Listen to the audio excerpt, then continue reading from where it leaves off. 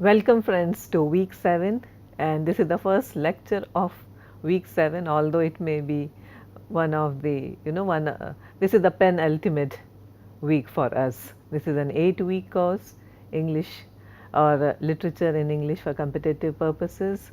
We are already in our penultimate week, and this week we are going to devote to practicing and learning something about Indian writing in English, including prose, fiction, novels, poetry, and drama. Along with that, there will be also some attention paid to contemporary South Asian as well as Asian writing in English. So you can see that the scope is vast as usual, and I have been saying it from the very introductory lecture that this course is meant for those who already have a pre-existing knowledge of English literature, who just want to do this course in order to refresh and revise and also practice literary texts and some knowledge of literary movement, so that they that it is meant to facilitate people who want to appear for competitive exams. So this is not something that is going to start from the scratch. I will be, for example, at some stage I will be testing you on Girish Karnad. I need not tell you who Girish Karnad is. Yeah, at some stage I will be talking about or testing you on certain contemporary works of fiction by Indian writers. So let's assume Amit Chaudhary or Amitav Ghosh and their works. The pattern would be the same that we have been doing so far.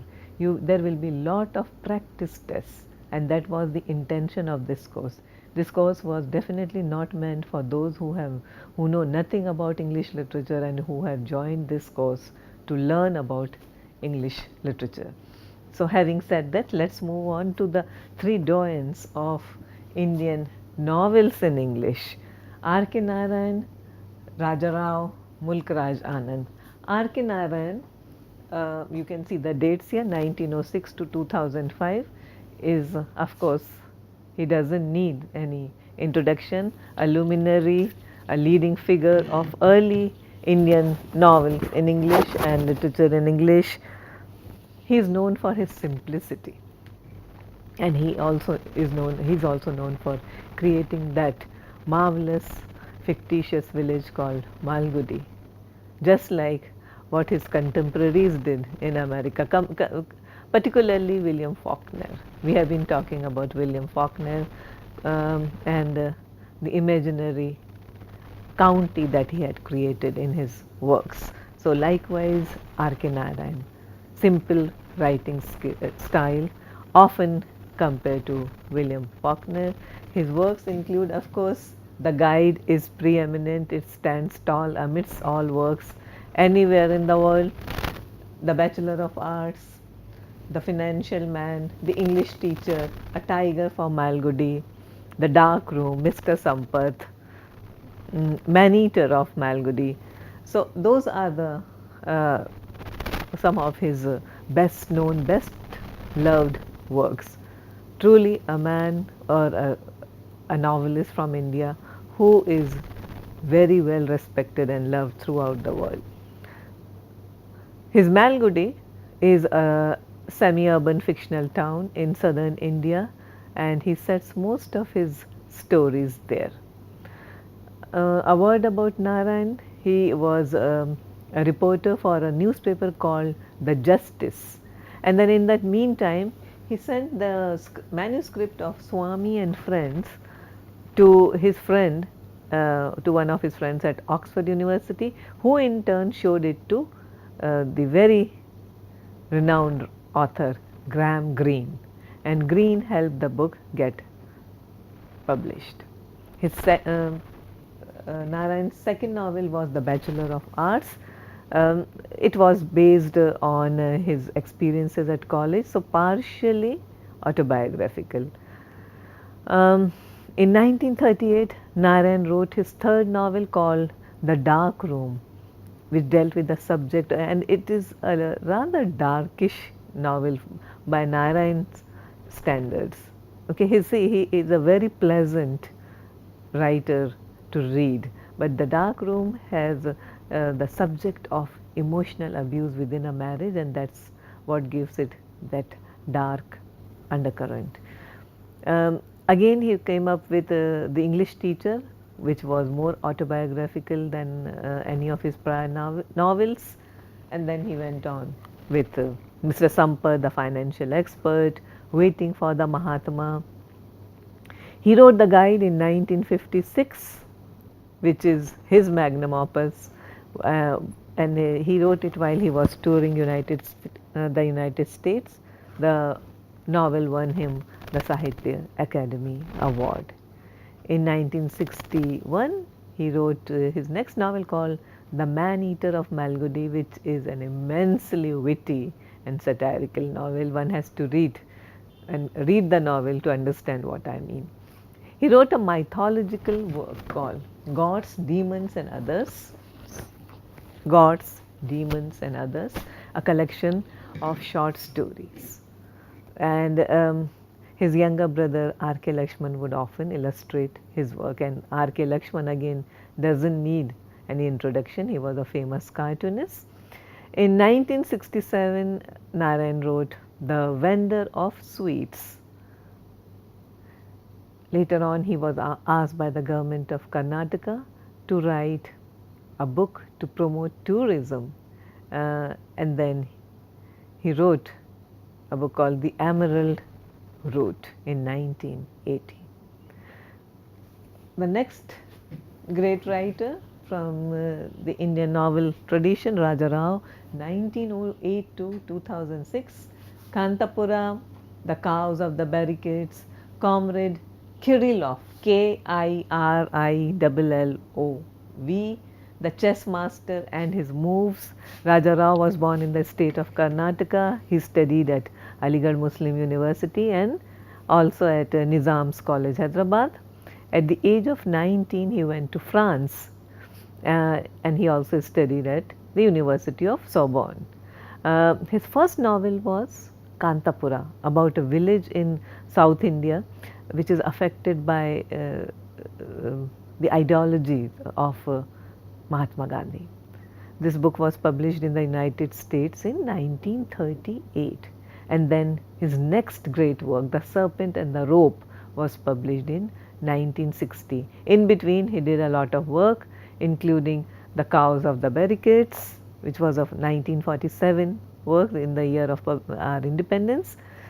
The Cat and Shakespeare, Comrade Kirillov, Chess Master and His Moves, which was published in 1988.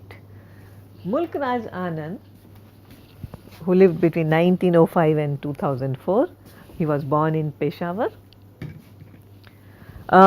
He is again a prominent Indian author of novels, also short stories, critical essays in English. Generally, he is referred to as a founder of the English language Indian novels. He studied at Punjab University in Lahore and later at the University of Cambridge and also at University College in London.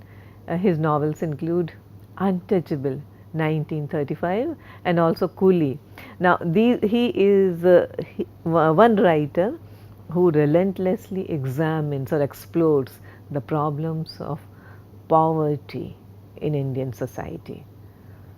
Other works include The Village, The Sword and the Sickle and The Big Heart. Another thing that you should know about Mulk Raj Anand is that he is the founder of Mag, an art quarterly magazine which started from 1946, and then he also worked on a projected 7-volume autobiographical novel rather, which was called 7 Ages of Man. So these are the 3 doyens of Indian novels in English. We will be talking more about the novelists. Perhaps you are more familiar with rushed the onwards, including Kiran Desai, Arundhati Roy, and Amitav Ghosh, Amit Chaudhary. So we will be doing more of these novelists also, but I just wanted to kickstart this week by giving you a very, very brief introduction to three of the great masters. We owe a lot to them. Indian writing in English owes a lot to these three writers. Um, Again, a word about the way we have been proceeding. I know there is much more to all the writers that we have been talking about, but the scope and intention of the course was to help you practice with um, for your exams. So it's not that we are going to now do an in-depth study of each and every writer and each and every work that we are going to talk about. Rather, the intention is that you refresh and practice the works you already know, and if in the course of these practice tests you come across things you don't know, then it's about time that you get acquainted with that. So please don't confuse the objective of the course with anything. We are not doing an analytical or an in-depth kind of course about literature. The scope of the work of the course has been such that we have been doing so much of work from all parts of the world. We didn't just do American writing or British writing or classic Greek writings. We have done almost everything. In the last week we will be doing world literature, which will be heavily dominated by European classics as well as some works of American literature and other parts of the world also, Latin America and all.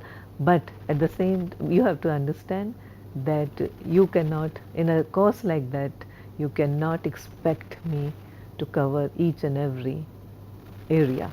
It's just that please get acquainted with what it takes for young aspirants to appear for a course or for an exam of this nature, of competitive nature.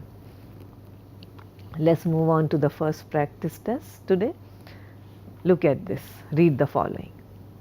India, 1857, the year of the Great Mutiny, when Muslim soldiers turned in bloody rebellion on their British overlords. This time of convulsion is the subject of J. G. Farrell's Dash, widely considered one of the finest British novels of the last 50 years. Farrell's story is set in an isolated Victorian outpost on the subcontinent. Rumors of strife filter in from afar, and yet the members of the colonial community remain confident of their military and, above all, moral superiority. But when they find themselves under actual siege, the true character of their dominion, at once brutal, blundering, and wasteful, is soon revealed. Dash is a companion to Troubles about the Easter 1916 rebellion in Ireland and the Singapore grip, which takes place just before the Second World War, as the sun begins to set upon the British Empire. Together, these three novels offer an unequaled picture of the follies of empire. Identify the novel. A. The Untouchable. B. The Siege of Krishnapur. C. A Flight of Pigeons. D. Twilight in Delhi. Read the following. Valiudan Nair says, "Man, we go to the doctor." Valiudan Nair always began every sentence with "man," for he had been to Bombay. In Colaba, every D'Souza says "man." This they learned from the P&O ships. And P&O ships touch Plymouth. Do they say "man" there? One wonders. So, "Man, we go to the doctor," he repeated. "Mr. Man, I come," said Govindan Nair. He sometimes used "Mr." to show he too could be elegant. He called his son Mr. Sridhar. "Mr. Sridhar, go and get me a chew." "Mr. Sridhar, the thing that father puffs is wanted," etc., etc.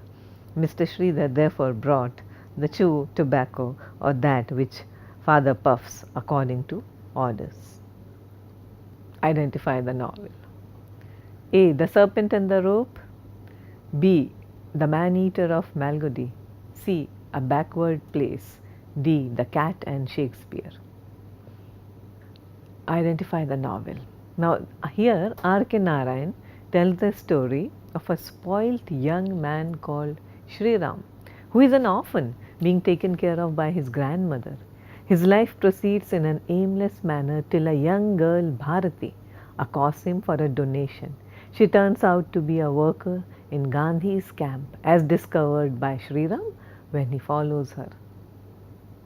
Which novel of R.K. Narayan? A. Waiting for the Mahatma. B. Waiting for Gandhi. C. Waiting for Mahatma Gandhi. D. Freedom at Midnight. Number 4. Identify the writer. Mr. Morris. See, this is a play. We visited Japan. We just love Japan. My wife and I. Great place, Japan. So we thought, why not India this year? Another great place. I've got this magazine. See, it could be sold here to your people. Back in the States, it's popular. Millions of copies are sold. You have a big population, don't you? Professor Shah, 500 million people. Mr. Morris, 500 million? Christ! Takes your breath away, doesn't it? Professor Shah, it takes our breath away, Mr. Morris. We can hardly breathe. Who is the writer? A. Manju Kapoor. B. Nissim Zakir. C. A.K. Ramanujan. D. Ruskin Bond. Read the following excerpt from a poem. May he sit still, they said. May the sins of your previous birth be burned away tonight, they said. May your suffering decrease the misfortunes of your next birth, they said. May the sum of all evil balanced in this unreal world against the sum of good become diminished by your pain. May the poison purify your flesh.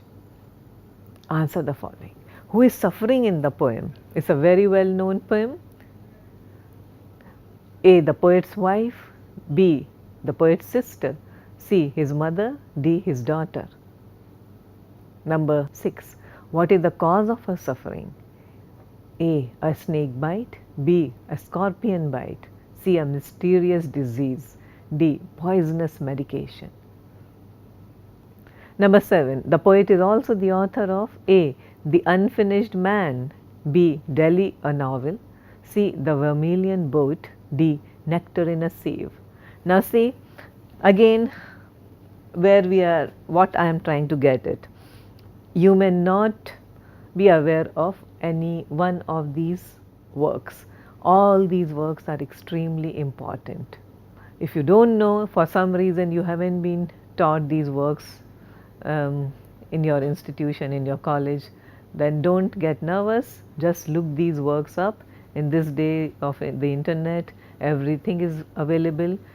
You just need a facilitator and a guide or a little bit of self-motivation to learn more about these works. Okay, so if you don't know these works or any of these novels or any of these poems, it's not a problem. Don't expect the course instructor to tell you or give you information about each one of it. Please look them up, do your own research. That's what I have been telling you all this while. Number 8, identify the work. After living all my life in my own country, India, and being very much of a home-keeping person, even there, I went abroad for the first time at the age of 57. It was in the spring of 1955 that I paid a short visit of 5 weeks to England, rounding it off with 2 weeks in Paris and 1 in Rome. As it happened, on the day I boarded the aeroplane for England, I was exactly 2,992 weeks old, and I spent 8 weeks outside my country, thus completing a round 3,000 week span by the time I returned to Delhi. A. India from midnight to the millennium. B. Truth, Love and a Little Malice. C. A Passage to England. D. The Discovery of India. Number 9. The work belongs to the genre of A. Sci-fi, B. Travelogue, C. Self-help, D. Spirituality. Number 10, this author that whose passage we have just seen, the author also wrote A. The Foreigner, B. Crossing of Rivers, C. The Private Life of Indian Prince, D. Autobiography of an Unknown Indian. Number 11, read the following. My mother's parents were both doctors and Roman Catholics. My paternal grandfather was an engineer and a Roman Catholic too, but the Hindu caste system of their forefathers had worked on Indian Catholics over the years, splitting them into communities. And my parents' families came from different Catholic communities. A great deal of fuss ensued, but in 1937 my parents married, and on July 19th, 1938, I was born. Who is this writer? So, A. The work is from Letters from Europe. B. My son's father. C. The Nowhere Man. D. My dateless diary. Number 12. This author also wrote A. Never at Home. B. The Strange Case of Billy Biswas. C. Across the Black Waters. D. The Apprentice. All these are extremely well known works of Indian writing in English. Please look them up. Number 13. This is a commentary on a work.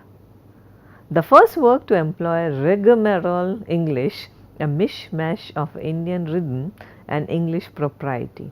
The protagonist is part Malay, part Anglo. One of his description includes, my poor taste compliment as to his sister and his vulgar return tribute abuse as to my mother absolutely established cordial relations between us, both in the E minor and the D major, so to speak. Identify the novel. A. A House for Mr. Biswas. B. Midnight's Children. C. All About H. Hatter. D. Voices in the City. Number 14. This work that we have just seen, the rigmarole English, the work had an introduction by A. James Joyce, B. Simone de Beauvoir, C. Anthony Burgess, D. George Orwell. Next one. Read the following. The collection of poems describes a day trip to a pilgrimage town in Maharashtra. Both devotion and commercialism populate the town, and the man we follow doesn't search for enlightenment. He is sightseeing. Identify the poet. A. Dilip Chitre. B. Humayun Kabir. C. Keki and Daruwala. D. Arun Kolatkar. Number 16. Read the following. The novel tells the story of the partition of India through the eyes of young Lenny, a Parsi girl growing up in Lahore. Lenny narrates the events of her family and native Lahore over more than a 10-year period, from before the Second World War to just after Indian independence and the partition. Identify the novel. A. A Train to Pakistan. B. Cracking India. C. Autobiography of an Unknown Indian. D. Clear Light of Day. Number 17. The novel belongs to the genre of spiritual, gothic, partition, romantic. Number 18. Identify the novel.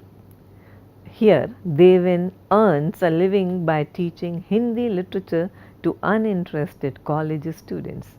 As his true interests lie